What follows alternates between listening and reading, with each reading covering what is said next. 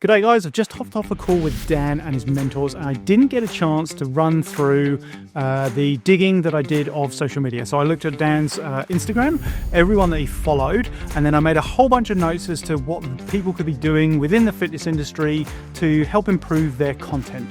The list isn't in any particular order, it's not prioritized and I'm not calling anyone out, but hopefully there's enough in here to just go through and be useful to you. So in no particular order, make and post regular content. I saw a number of profiles that literally had like one piece of media and that was it. If you're not on social media and you're not on it on a regular basis, then you just kind of drop off the planet. First thing people do when they come across your business is Google you, or they're on Instagram or Facebook or Snapchat or YouTube or whatever it is.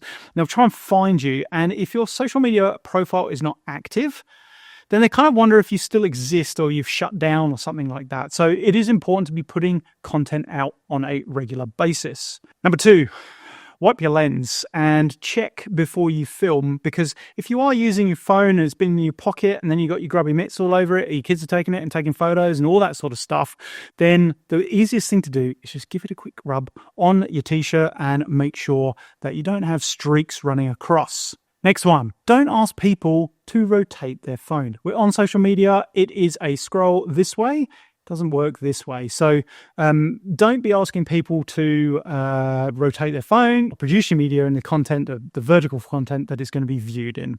In a similar vein, the next one is about filming in a vertical format. If you do film this way, if you put it in, it just looks really weird when you get this beautiful full frame video and then it suddenly cuts to this really weird thing. So for me, I think all your videos should be in a vertical format when it's on social media. Long static shots are boring. Social media is all about engagement. It's fast paced, it's quick moving. So if you stand there for 10 minutes, someone is not going to watch that video. They're going to scroll past. So make sure that you have some variety, that you are cutting your shots down and you're moving through them to tell a story.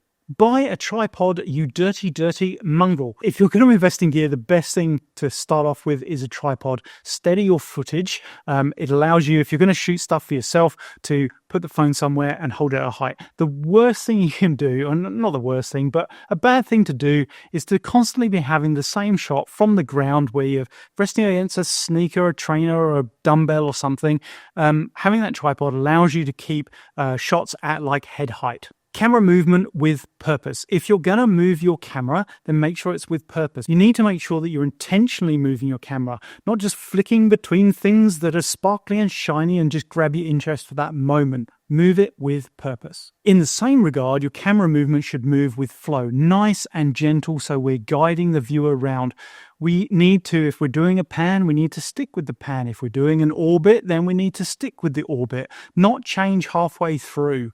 Camera movement itself can really help the energy of the piece. So think about if you are, say, you're doing a boxing class, it's more high energetic. And so moving the camera with that person who's moving is probably going to help emphasize what the energy of the class is. Not everything needs to be a slow pano across what we're looking at. In editing, think about where your text is going. We need to think about when it goes onto the platform, where does the UI, those buttons, those words that we can't control, where's it going to sit? I saw so many videos that had text at the top that was then blocked by the little information at the top. Or if we're using captions, bringing them down and suddenly they're underneath all of the share and follow and like buttons and all that sort of stuff. So think about moving that text into a position that is readable. When you are using text, be selective on your font. It's part of your brand. So if you've got a manly, brutal, industrial feel to your videos, why are you using a curly, squiggly, feminine font? The font is part of your brand, and you need to be thinking, is it reflective of your brand? So be selective when you're selecting your font. Consider your thumbnail. When somebody heads onto your social profile and they're scrolling through and they're trying to get an aspect as to what your brand is like, they're going to be looking at the thumbnails. So if it's of the floor or it's a blurred mess, they're not going to click it.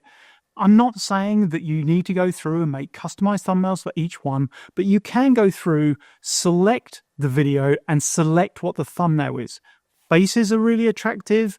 kind of curiosity, as in like what could be happening here, Those are the pieces you should be looking for. You need to think about the hook and the value that you're providing in the video. And that needs to happen within the first part, because when people are on the scroll and they just see 10 seconds of they're gone. You're not even going to get 10 seconds. So you need to think about how you're hooking people in and how you're keeping them there. So be considerate of the first few seconds of your video that goes on social media, and think about the message and the value that you're giving that person. When you're interviewing people, don't talk over the top of them. Let them express what they need to express. If you need to reshoot, it's not a problem. It's not live. You can go back and redo the question. A simple way to do this is simply ask, hey, I love that answer, but could you maybe just condense it down a little bit for me? What's the important part of what I just asked you?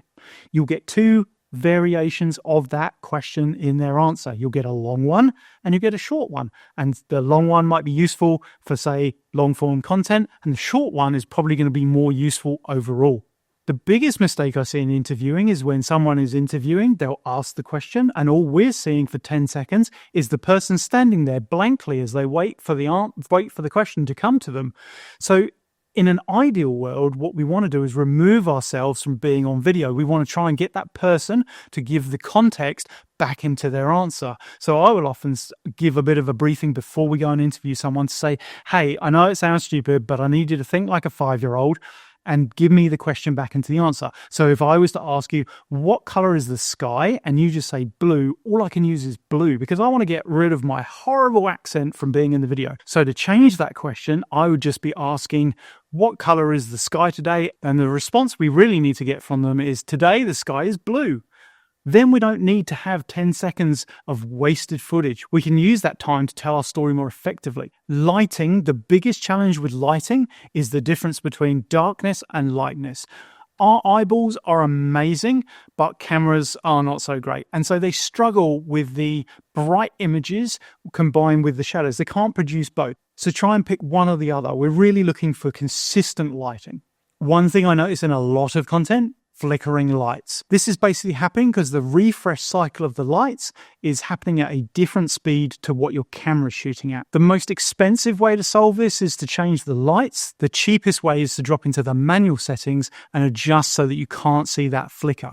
If you are shooting with natural light, keep it behind you so that whatever you're filming or photographing has the light on it. If you film into the light, it's very easy to end up with a completely silhouetted person, and that's not great to look at. Don't be worried about making mistakes. It's very easy to stick with what you know once you've found a successful angle or a way to do something. But in the world of photography, in the world of video, in the world of social media, variety really helps engage with people. The advantage of modern media is that it's just so available. We don't need to send reels of film off to get developed, come back to find out we've wasted all that money. We can simply shoot something, see if it works, delete it if it doesn't, refine the idea and go from there. So don't be worried about making mistakes. Give something a go.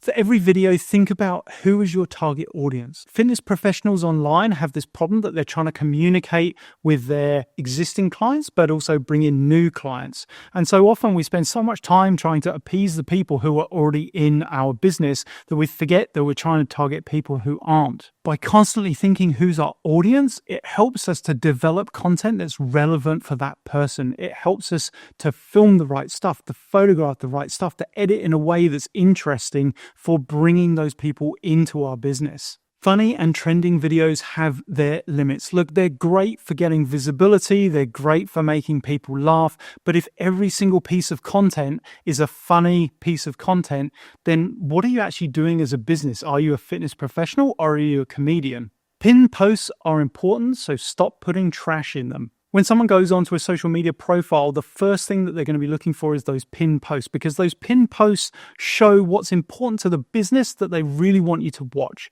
So if you pin something there that's a funny skit or just like trash, what does that say about your business? It's not going to be communicating the way that you need to be communicating with people who are visiting your brand for the first time. Stop relying on people to read the description to get the point of your video. People shouldn't have to read the caption below to understand what's going on. The point of the video is that it tells a story and gets your point across. So if you have to tell that in the captions to make the video make sense, then the video hasn't done its job properly.